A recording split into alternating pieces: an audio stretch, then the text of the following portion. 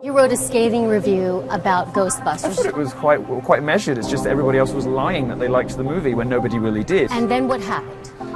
So I exchanged some words with Leslie Jones, one of the leads, who I was unimpressed with, like I was unimpressed with all of them. I cracked some jokes. I was mean and bitchy, like I always am. And if I crack a few jokes at a Hollywood megastar's expense, so what? So I printed out a couple of those. Just Go say, right ahead. Okay, so I posted them. I'm sure I'm right. fine. So yeah, I said the women in it were fat and ugly and fat, and they are, and I'll tell you why I find this problematic. We've started to marginalize traditional beauty standards, you know.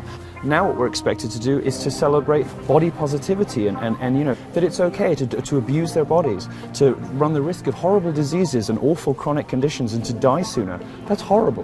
What I'm trying to do is draw attention to a critique of what's happening in mainstream beauty culture, and that comes from compassion about what the messages we're sending to young girls. So is that compassionate though, saying they're fat, ugly? The piece comes from compassion. I mean, this is just a little bitchy tweet. Who cares?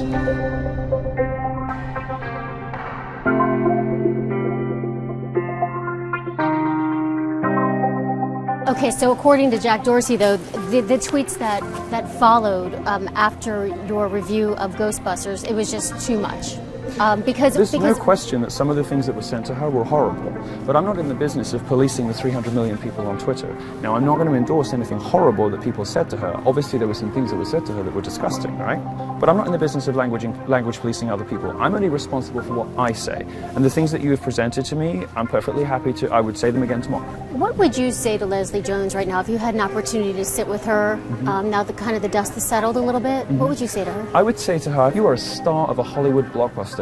What are you doing sitting at home on your iPhone getting upset about idiots posting nonsense stuff on the internet?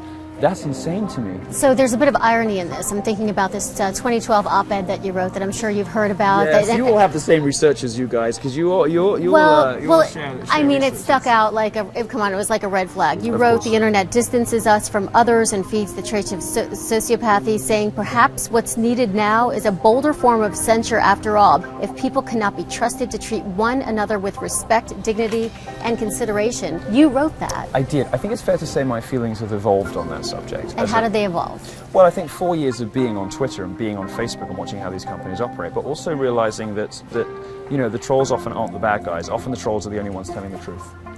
What about an apology for maybe what your followers, because what Twitter, how Twitter sees it is that you sort of move that kind of momentum that Well, I'm sorry for being popular. They need new ways of making sure that people who don't want to hear from each other don't really hear from each other.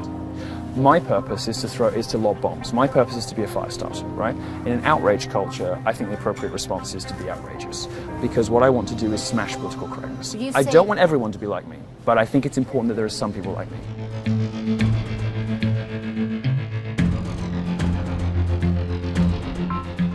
Your tweets offended people. They just did. What do you say to those? What do you say to those people? I mean, it's the offensive comments that were made. Yes, I say good. Good. If I offended you, that's me performing my function. And you should grow thicker skin and grow up. And so long as there are people who think that offense taking and you know, having grievances is equivalent to some genuine kind of injury, I'm still necessary. You may disagree with me. That's fine. Come debate me. But so long as there is a politics in this country, as there is, where people can turn victimhood and grievance into currency, I will continue to be as offensive as possible.